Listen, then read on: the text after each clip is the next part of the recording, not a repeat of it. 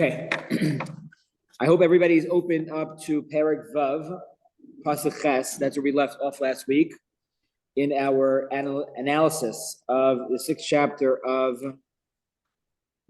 Megillas Esther. What's amazing to me is that every single time we learn Megillas Esther, or you look at one perek, you're like, wow. If they remove that perek, or that detail, the story would have never happened, or we wouldn't have gotten the same results at the end. And that is true about every single detail that is mentioned. There's almost, I can't say there's nothing, right? And if there is, we think of something, then we have to figure it out. And it's superfluous in the Megillah story. Each aspect, each nuance, each twist and turn builds off the other. It builds off the other. The party to the Mishten Nashim, every detail. If you don't have that, we can't move forward in the story. Yeah. That's right now. Big Tan and Little Tan. No, Big Tan and Teresh. Okay. So Big Tan and Teresh, where do they come from? Why is it necessary?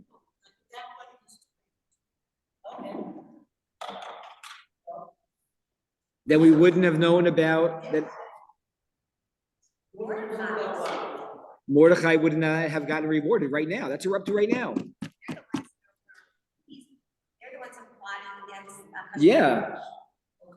Okay, so honey, I hear your question. We will answer it today. Okay, good.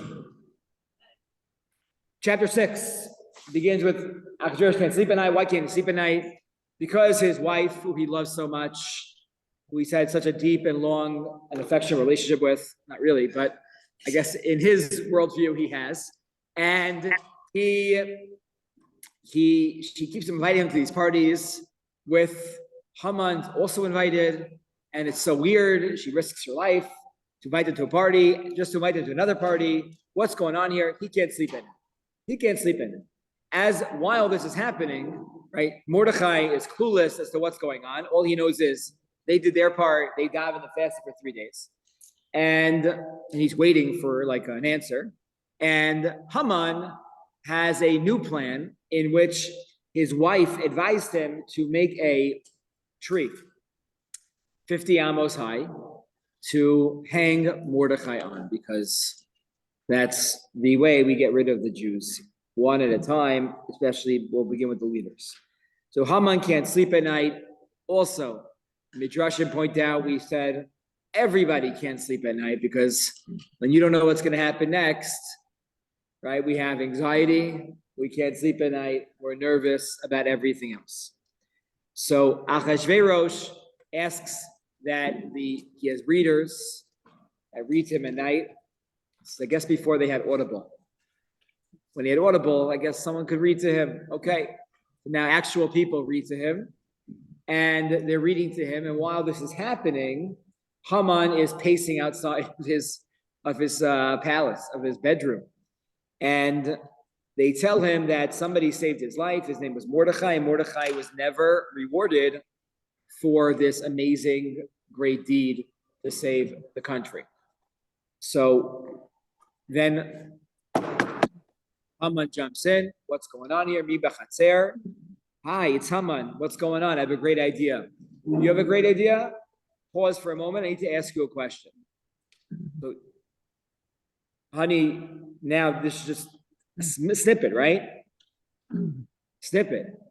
See, if there was no Mordechai to save right now, they would have a conversation and they would move on. Right? Haman wants to tell him, let's murder Mordechai. And Achashverosh has no reason to say no. Does he ever say no in Megillah? No. Whenever someone has an idea, he does it. He doesn't come up with ideas on his own. He lives like a fantasy life. I think sometimes as adults, we only wish people could just make all the decisions for us. We don't need to make decisions. It could be nice on a certain way, in a certain wavelength, that all decisions are made for us. right? People go on vacation sometimes, and some people like to vacation. I don't want to make decisions. Oh, coming today. What are they talking about? The Megillah. That's what we're talking about. Okay. So people don't like to make decisions when they're on. That's their break. Okay, that might mean they're going to go out for dinner, right? You have to think about it. Like you want to clear your mind. Other people are like, no, they like to be involved in all decisions. Okay, different people.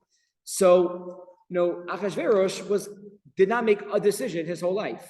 So that's maybe fantasy world, but also that's not healthy. You're the king. The bottom line is when you become a leader, you take responsibility for the decisions that you make. Achashverosh is a machlokes in the Gemara. Melech chacham haya, melech tipesh haya, right? It could be that he was a little bit of both. Maybe he uses chachma, but in the very wrong way. You can't just say, "Oh, advisor, right? Good." No. Buck stops with you, not with them. Yes. Not only for his decisions. Once the decision was made, you couldn't change the decision. Right? Even if it decided that it would now take the decree of war from you, they couldn't. No decision could be made. Yeah. So that's how far he went with things. He could never reverse anything. Because once the decree was made, you had to fulfill the decree, even to the point where everybody went to war with each other. Yeah. I spoke of that at the women's shiur a little bit on Shabbos afternoon about why did Hashem make it that he didn't rescind the first letter, but he had to make it that the Jewish people fought against them. Okay, but not for now, but maybe we'll get to it.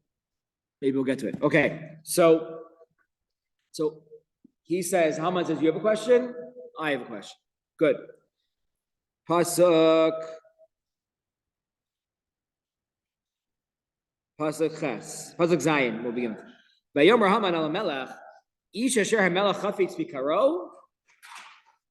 Achashverosh says, what should we do with somebody whom the king wants to give honor to? And he says, Ish asher melech. Oh, I'm flattered. He must have turned red, right? Like, I don't know what to say, but I have an idea. It's like he's been thinking about this his entire life, right? Yaviu levush malchus asher levash ba melech. Why doesn't he wear the king's clothing? Let him wear the king's clothing. V'sus asher rachav alav hamelech.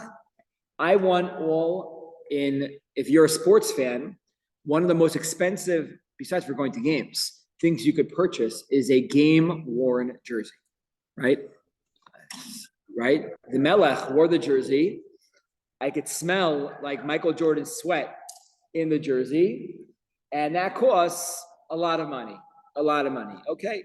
If you have grandchildren and you really love them, okay, but good. So, Bashir Nasan, so Haman really wants game-worn clothing, right? He wants that the person that, the king wants to honor, he should wear the king's clothing. King for the day, right? And the king for the day, it's a close fit, right? So I want to wear lavush. I want to use not a brand new sus. I want to use what the king uses.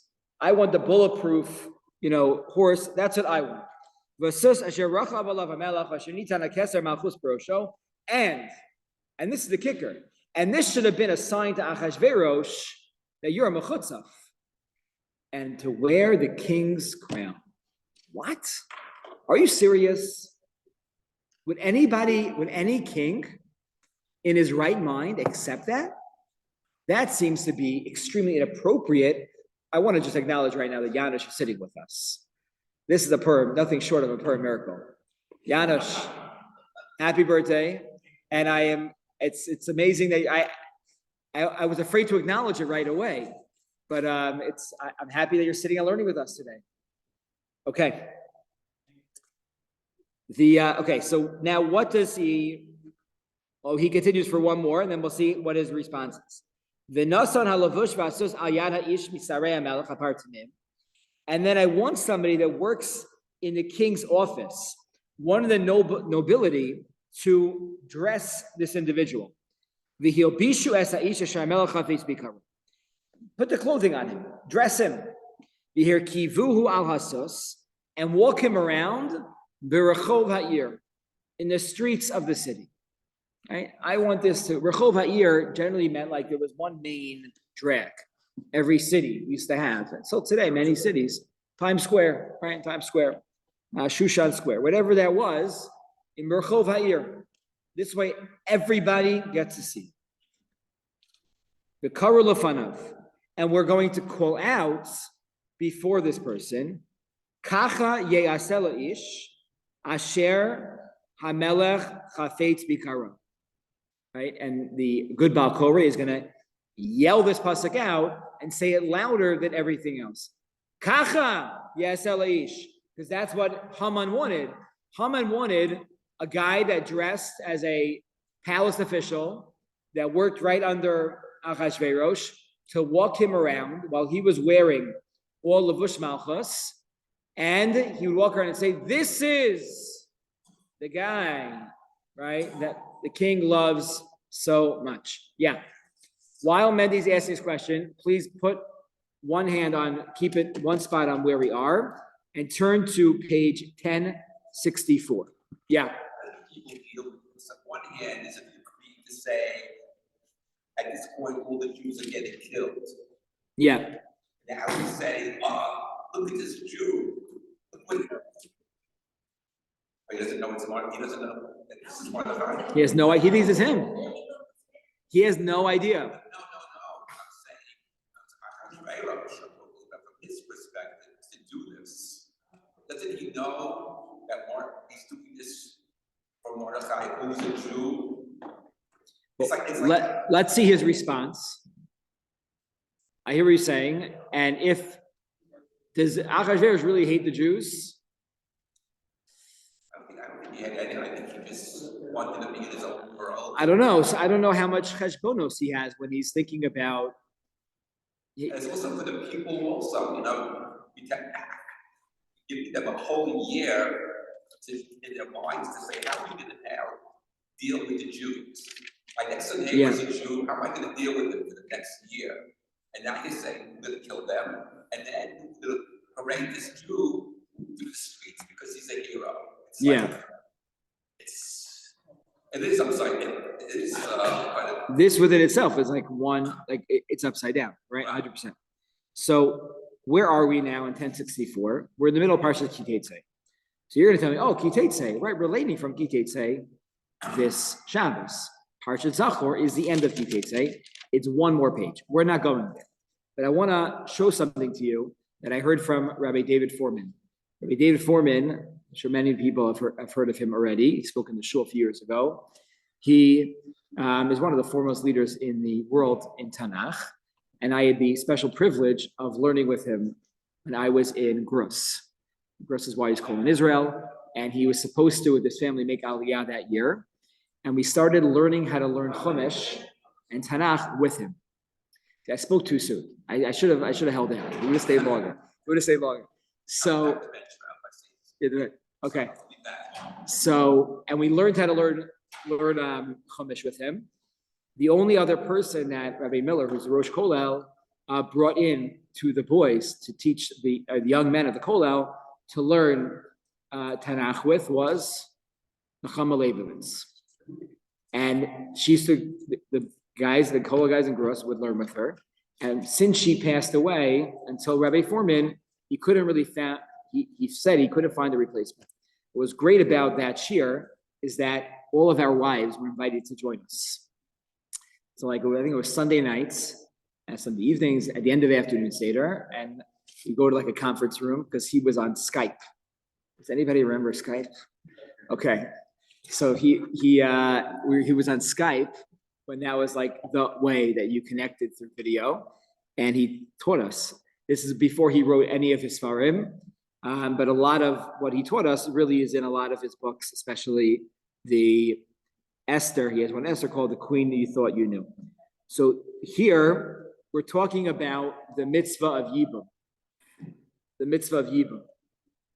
And what does Haman say? Haman says, parade this guy around, and I want the person who works for the king to announce, Kacha yeyaseh la'ish asher hamelech hafetz bikara. There's only one other time in Tanakh that phraseology is used, and that is in the context of Yibam / Chalitza. So we're going to look at the pasuk now, and you tell me who wrote the Megillah? Esther Hamalka. So when Esther was writing the Megillah, what was she doing? Borrowing the phrase from the Torah about Haman's speech. What was she really trying to share about his intentions? So if you look at pasuk test, V'nigasha yivimto elav le'nei zakina. So we could spend probably hours, if not days, on these 11 psukim, about 8 psukim dealing with Yibum. It's a whole masechta in Shas called Yivamos. And what happens is a woman loses her husband, they are childless, and now that husband had a brother who was alive at the time, and now she goes to Beis Din, and she could do chalitza or yibum. So v'nigasha yivimto is the name of the woman, right? Nigasho yivimto, the sister-in-law approaches she goes in front of the Zakanim, right? What does she do? She says, she takes off her shoe and she spits before her brother-in-law. And she says, V'ansa v'amra, chalitza means I don't want to be married. Kacha yeyaseh la'ish asher lo yivneh es beit zachif. Kacha, this is what you do when to a man who we choose who will not build the house of his brother. So to say, actually, if you look at the trup, it's the exact same trup. Kitetzi is my permissive parsha, so I'm a little bit more sensitive to this. It's kacha yeyaseh la'ish asher, right? Kacha yeyaseh la'ish is the same exact trup as the Megillah. What is Esther trying to reflect on Haman? What are your thoughts?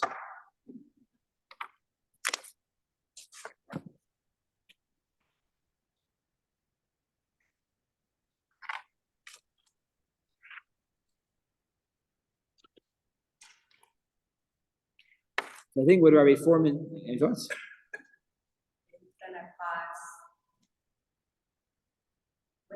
in the Torah, when they go eating chalitza and all that, so that would be the end of that family line. If, the brother doesn't step up and all that kind of, so with Haman, then he would be causing the end of the Jewish people line. Mm-hmm. If he had to. Oh, so you're saying this is more of a global thing. It's not about what Haman wants for himself, but if he continues through, it's going to, he's a person that's chafetz to destroy, to knock down the Jewish home. And that's what he is intending to do over here. But it's on the opposite. With chalitza, she's removing his shoe and then she's spitting his intent, right? With Haman, it's honor. The kachayeh said it's honor. One is content and one is honor. So I don't see the connection. Right, so they seem to be the opposites, right? They seem to be that Haman is saying, I want so much kavod. The king really, really wants me. And here she's saying, or it's being declared that this guy is not wanted by this woman. Okay? So it could be that is the message here. She is giving almost like a shtuch to Haman by phrasing it the same exact way. She's saying, Haman, we know what you want. You want to be kacha yesel ish asher yivnes beisach. You want to be somebody that continues and perpetuates the name, right? You want to usurp. Essentially, you want to, what's yivum? You replace somebody with somebody else. You take one person, right, the dead brother, and now you replace him. Some people even say, like, the first child this marriage should have must be named after the dead brother, right? You're bringing him back. The Alpi Kabbalah, the neshama of the dead brother goes into the one that's alive. So you're really bringing it back. And that's really what Haman wanted. Haman wanted Achashverosh gone, so he could be the one in charge. And what's Esther really saying in such a subtle way to only people that know the Torah? We're spitting in your face.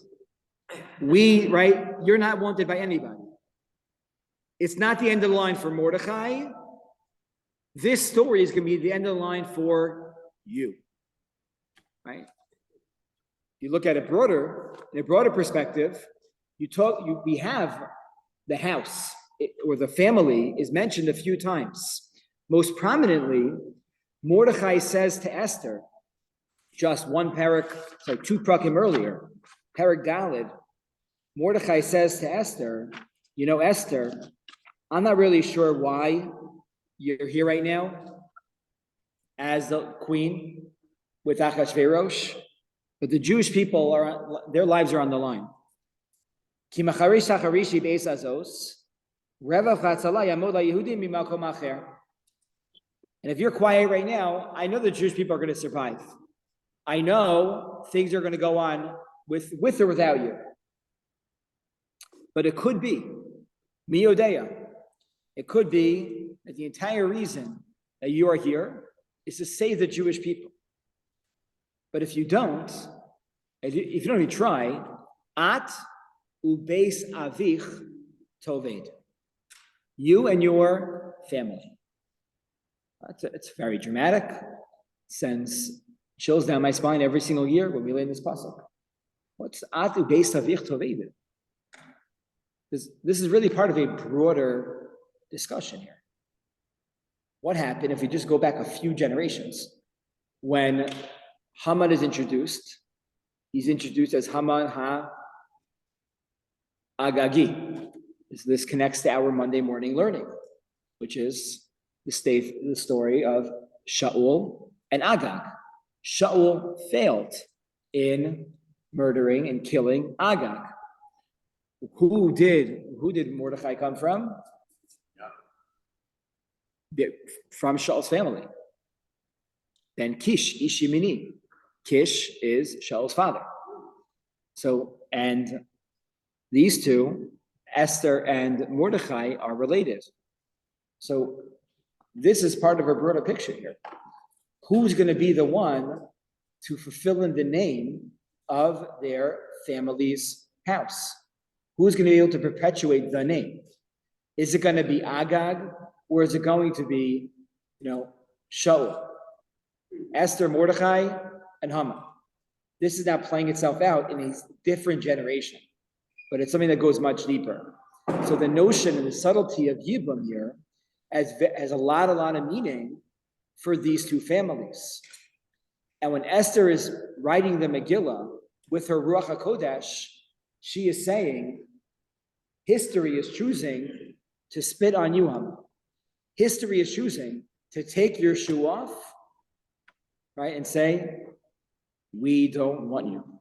Even though what you are yelling, right, you are saying so loudly to Achashverosh is, right, so that's we'd say the Omek Apshat, the depths of the simple understanding of the Psukim here in the 6th chapter. Okay, let's continue. So now, how does Achashverosh react over here? Because Mandy said Achashverosh is completely okay with the Jewish people being murdered and killed. Mashmid larog le'abed. So, and he knows he's talking about Mordechai, and Haman thinks he's talking about himself. So what is the response over here. Vayomer Hamelech lahaman. Maher, kachas alavush, v'yesasus, kasher divarta. He doesn't even say yes. Quickly. Vasechein leMordechai haYehudi. Does Achashverosh even realize how much of a dagger this is to Haman's heart? Can you feel bad for Haman a little bit or no? No. No one feels bad. Okay, good. Yeah. He's not thinking of anybody other than himself. He can't sleep this guilt. He wants to alleviate his guilt. That's what he cares about. It doesn't matter who's going to alleviate his guilt with. He's very self-important. So Haman, not Haman, could have been anybody. He didn't care who. He just cared that he could go to sleep. Right? Vasechein leMordechai haYehudi. I don't think every single time Mordechai is mentioned, then Megillah says Mordechai ha-Yehudi, the Jew. This isn't just any random guy or any random Jew that we are giving a reward from the king. This is the Jew. You know the only guy that doesn't bow down to you? That's the guy that you are now you're going to clothe him yourself. He's going to take off his clothing, and you, Haman, are going to put his clothing on. You're going to dress him. Okay?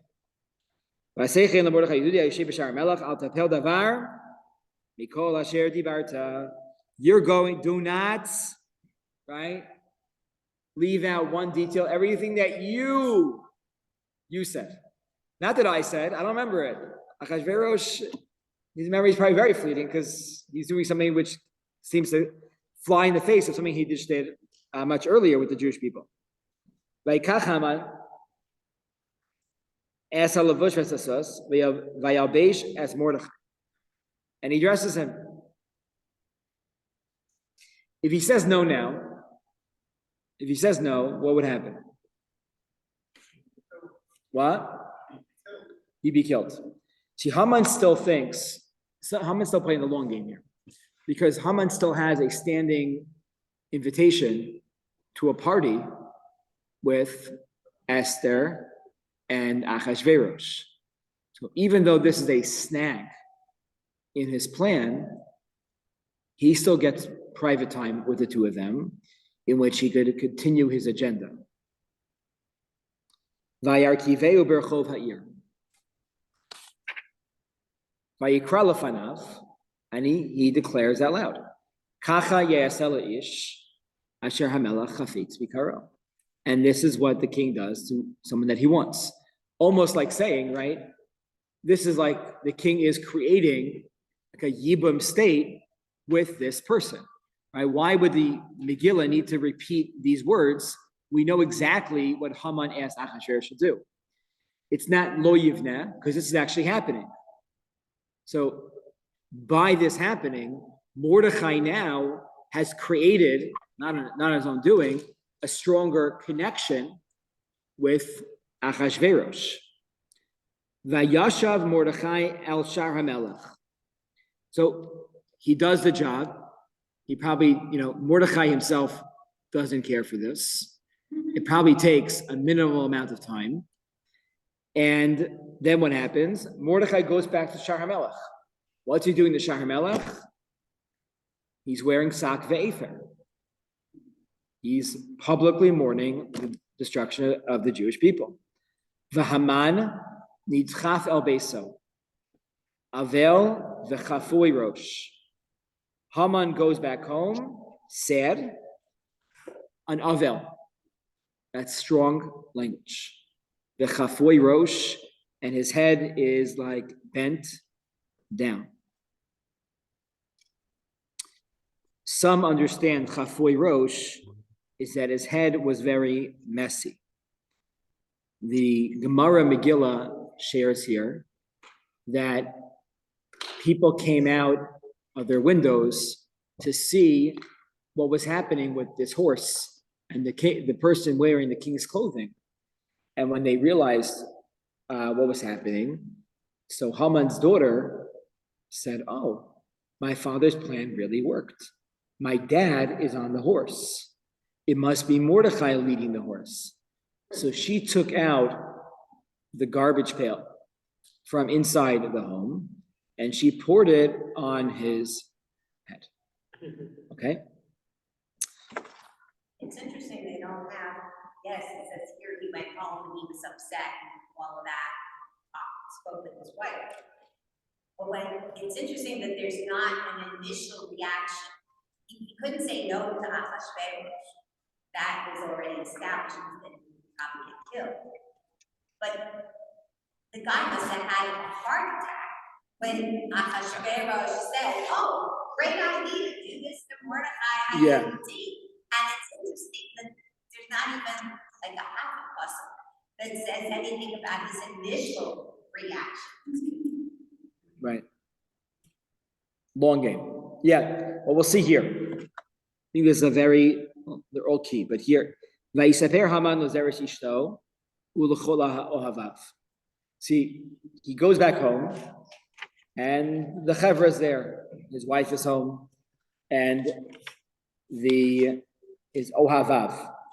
Why is that important? Because if you jump back to the end of Perek Hey, you'll see that at the end of Perek Hey, he was just invited to one party and then to a second party. And what's his perspective there? He showed off to everybody that was in his house. Who was in his house? He had his wife and all of his followers. And they told him, make a tree to hang Mordechai on. It was their idea.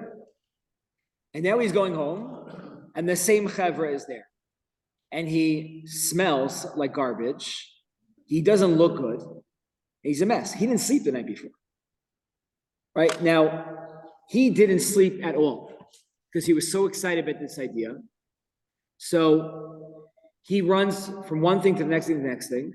And now he's coming home. And now he's coming home without sleeping. His ohavav are probably there. They want to find out what happens. And he tells them everything. V'yiskol asher karahu. Why is that important language? Karahu here, that's the language that Amalek uses. Asher karcha baderech. Everything for Amalek is incidental, accidental, just happens on its own. Vayomru lo chachamav v'zeres yishto. His wise friends and Zeresh, his wife, say the following: Im mizera haYehudim Mordechai. If Mordechai is one of those Jews, asher hachilota linpola fanav, that you've already began to fall before, lo tuchalo, you're not going to be able to overcome him.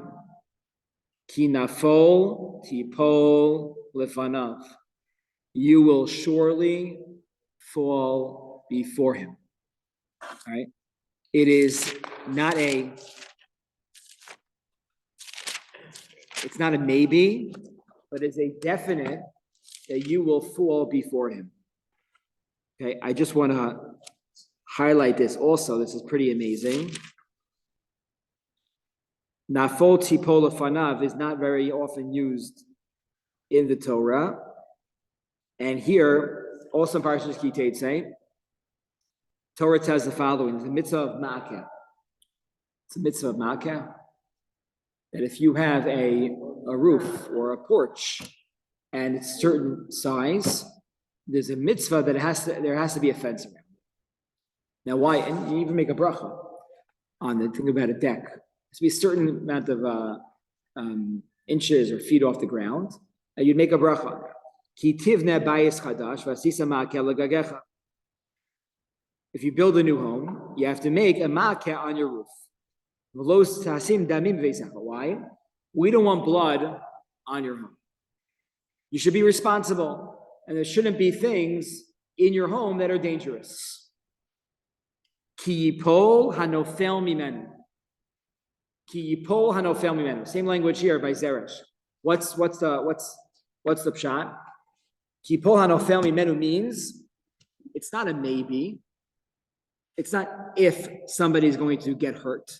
It's when somebody's for sure going to get hurt if there's no fence around your roof that everybody can walk on. It's going to happen. It's bound to happen. Therefore, you're responsible. So what does Zerah say? If Mordechai is this Jew that you're speaking about, he's from the Jewish people, you are for sure going to fail. There's not a question it's going to happen. What a great wife. Here's the chizuk that I need, right? Zero chizuk. The Tolna Rebbe, shall live and be well, of Yerushalayim, has a few svarim out on Chumash and the Moadim, and he makes just a sharp point here. He says, you see from this pasuk the greatest difference between Mordechai and Esther and Haman. Mordechai and Esther are, at least Mordechai is sitting in the Shahar Melech, his clothing is ripped, he has ashes on his forehead, and he's crying. But does that stop him? No, that doesn't stop him. He continues to persevere, and he continues to try to find ways to save the Jewish people. Because when the Jewish people are knocked down, we get up again, right? We are resilient. What do you see here? They're knocked down, stay down, honey, right? Don't try to get up. It's not worth it. It's not worth it. It's not worth it. Okay, of course, Haman's going to try. We're going to see he's going to try. But that's the perspective, like we'd say in the Lam Deshatot, that's the Hanacha. That's where that's their starting up point. Starting up point is, it's not worth it. This is amazing for Rav Fendel, I forget his first name. He's the Rosh Yeshiva of the Hazer Yeshiva in Stay Road. And we met with him a few weeks ago. And we met with him on the roof of Stay Road. It's a very beautiful place to be for a lot of reasons. And he shared with us a word. He said the word nakama. It's a word that a lot of Jews have been thinking about since October 7th. Nakama means revenge. He says the greatest type of nakama is the shoresh. Where does the word nakama come from? Lakum. To get up and to continue your life. The greatest nakama is, I'm not going to let you knock me down. Right? You bend, but you don't break. That's the Jewish people. We bend and we don't break. Odam medabri mimo. See, we're going to stop here because we're learning Perek Vav. Next year, Bezrat Hashem in Yerushalayim, we'll continue with Perek Zayin. And he's still talking. He's still talking with them, but he has a date. Where does Haman need to go? He has to go to the second party. So he has to go to the second party. Odam medabrim imo v'sarisei hamelach higiu vayavhilu la'avias Haman ela mishteh asher atisa Esther. And they have to bring him to the party. Vayavhilu means they rushed. They grabbed him, and Haman was in a rush. If you noticed earlier, when he brings Achashverosh tells him to go help out Mordechai and get him dressed, maher, quickly. Haman, on this day, which is a very, very important day in his life, where he thinks he's on the top of the world, he hasn't slept now. He's been rushing from one thing to the next. This has all taken place over a 24-hour period. One day, he's meeting with Esther and the king, invited to a second party. That's a day later. 24 hours in between are a huge, giant mess for him. He doesn't sleep, and he's running around from place to place to place, and he smells. I'm doing something. He smells. I'm almost finished. He hasn't showered, right? And he's plucked out of this place to go to a party now. So he is completely not thinking straight. If he's been anything but methodical the entire time, plotting and planning very slowly, planting ideas in Achashverosh's, mind and finding favor in him. And he thinks finding favor in Esther's eyes. But now in Perek Zayin, things will completely unravel. And part of it has to do with every detail up until now. That he is now just a mess. When we can't sleep and we're not sleeping and we're rushing around, we can't think clearly, right? What do doctors say if you can't sleep at night and you drive a car? It's like worse than driving drunk.